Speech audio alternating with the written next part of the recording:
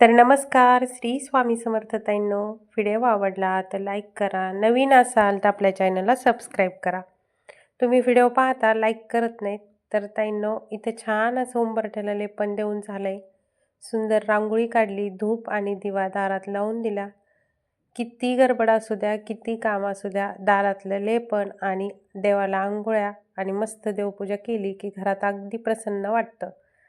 असं तुम्हाला पण वाटतं का ताईंनो? मला पण कमेंट करून सांगा. तर इथं लसणाच्या पातीची चटणी कुटून घेतली मी शेंगदाण्याची. खूप छान झाली होती चवीला. जी हिरवी पात असते लसणाची ती शेतातून खुडून आणली होती आणि मस्तपैकी चटणी कुटून घेतली. त्यानंतर काही वांगे खूप मोठे मोठे होते, खूप काही छोटे होते. वांग्याची रेसिपी पहा तुम्ही किती सुंदर बनवली मी साध्या सिंपल पद्धतीमध्ये. तर काही उभ्या फोडी करून घेतल्या आणि काही पूर्णच वांगे घेतले.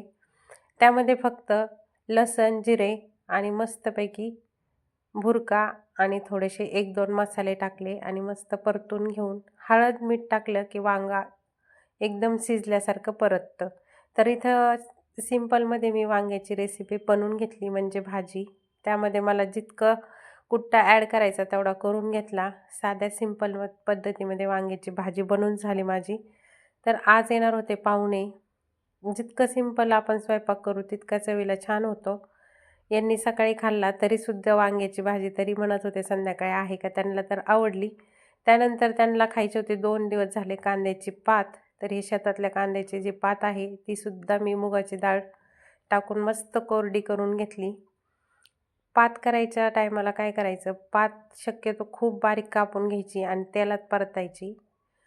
मुगाची डाळ त्यात ॲड करायची, भुरका, मस्तपैकी लसूण आणि जिरे कुटून घ्यायचे. एवढ्याच सिंपल पद्धतीमध्ये पातसुद्धा करून घ्यायची. इतकी चवीला छान लागती आणि त्यासोबत बाजरीची भाकर असेल तर आणखीनच छान.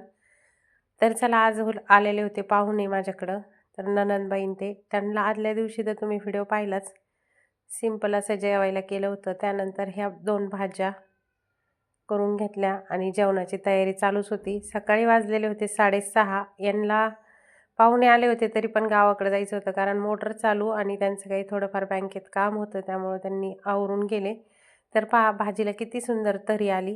त्यानंतर ही मस्त कांद्याची पात करून घेतली मी. शेंगदाण्याचा कूट, मुगाची डाळ. आता इथं कणिक भिजणं चालू आहे. तोपर्यंत लाईटच गेली होती. आज आमच्या घरी पाहुणे आले आणि लाईट गेली. त्यामुळं सगळ्यांना मी गॅसवर पाणी तापलं. पाणी तापोपर्यंत मोठा उंडा भिजून घेतला कणकीचा. आता फक्त पोळ्या लाटायच्या आणि कोशिंबीर बनवायची राहिली होती. बाकी सगळं आवरलेलं होतं माझं. त्यानंतर एक बहीण येणार होती, तिच्याकडं सुद्धा तिला घ्यायला जायचं होतं. तर इथं 5-7 वाजता आहोंचा डब्बा भरून दिला मी. छान असा शेंगदाण्याची चटणी, वांग्याची भाजी आणि कांद्याची पात. आता त्यांचं आवरून दिलं पण आमचे जेवणं राहिले होते. तर इथं कोशिंबीर बनवणं चालू आहे. कोशिंबिरीसाठी काय काय घेतलं, व्हिडिओ खूप मोठा होईल म्हणून तुम्हाला शॉर्टकटमध्ये सांगते. कांदा, टमाटर, गाजर, खिरा, कोथिंबीर आणि तर ह्या कढाईमध्ये एकदम जी आपली मिरची असती लंबी ती मिरची चिरून घेतली. ती तळून त्यात थोडी साखर, लसण, जिरे अशी फोडणी दिली आणि मस्त कोशिंबीर बनवून घेतली. कोशिंबिरीला जास्त कोथिंबीर आणि मस्तपैकी लसूण जिऱ्याची फोडणी द्यायची. छान लागती कोशिंबीर. तर इथं पहा सिंपल पद्धतीमध्ये मी कोशिंबीरसुद्धा बनवून घेतली. तर हे साधं सिंपल ताट बनायची तयारी चालू आहे कारण आता पोळ्या गरम गरम करायच्या होत्या. आधी सगळं आवरून घेतलं आणि आता ताट बनवून जेवणं राहिले होते. तेवढे जेवणं झाले की सगळे कामं आवरल्यासारखेच होतात. तर पाहुणे म्हणल्यावर तर व्यवस्थित ताट झालंच पाहिजे. तसं तर आहोंलासुद्धा मी पद्धतशीर ताट करत असते. तर इथं मीठ लावून घेतलं आणि ताट बनवायची तयारी चालू केली. तर ताईंनो, सध्या आपले व्हिडिओ येत नाहीत कारण खूप लग्न आहेत मागं. लग्न झाले की सेवा असती, थोडीफार सेवा पण, कारण सेवा करणे गरजेचं आहे. माऊली सांगतात इथून पुढचा काळ खूप कठीण आहे, खूप मृत्यू होणार आहे. त्यामुळं माऊलींचे सध्या सेवेकडं खूपच लक्ष आहे आणि सामुदायिक सेवा ही खूप गरजेची आहे. त्यामुळं सध्या सेवेला, लग्नाला, वास्तुशांती, वर्षश्राद्ध सध्या हे सगळं चालू आहे.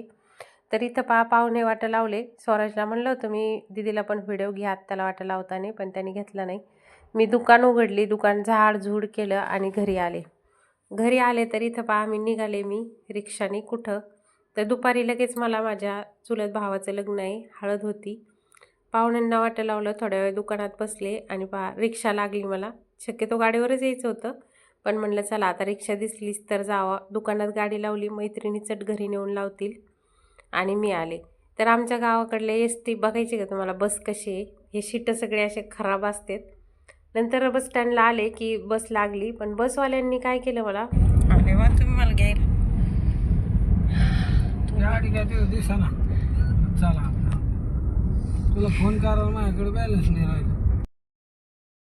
बसने आले आणि ही बस म्हणली आम्ही आधी माटेगावपर्यंतच बस आहे आणि त्यानंतर ती बस खळेगावला पुढं गेली.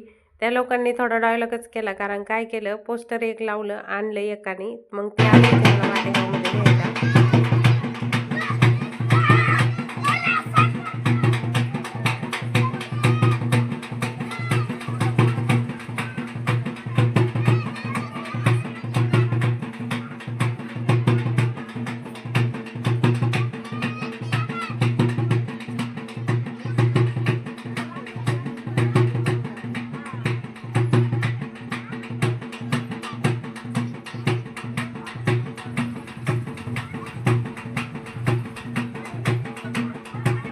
हळदीला आले आणि जाऊबाईकडे गेले, साडी वगैरे चेंज केली, मस्त आवरून घेतलं आणि इथं पहा हळद लावली नवरदेवला. मग आहो मला माटेगावला घ्यायला आले आणि तिथून मग आम्ही खळेगावला गेलो. काय ते बसवाल्यांनी जरा जास्त धोकाच दिल्यासारखं झालं मला. आमच्यासमोर बस चलत होती ताईंनो. तर चला, व्हिडिओ आवडला तर लाईक करा, नवीन असाल तर सबस्क्राईब करा. त्यामुळं मी काय केलं, सगळ्यात आधी नवरदेवला हळद लावून घेतली. मला निघायचं होतं, परत मुलं सासूबाई गेवरायलाच होत्या. मग पहा आम्ही गावाकडून निघालो, खूप अंधार झाला होता जायला. आता इथून जाऊन स्वयंपाक बनवायचा होता. मी त्यांना सांगून आले, आता काय बनवलं आहे का नाही काही माहीत नाही. पण ताईंनो त्यांनी दोघींनी बी घरी गेलं तर स्वयंपाक बनवला नव्हता. मस्तपैकी भेळ केली, खिचडी आणि दुपारची थोडीफार कोशिंबीर वगैरे होती.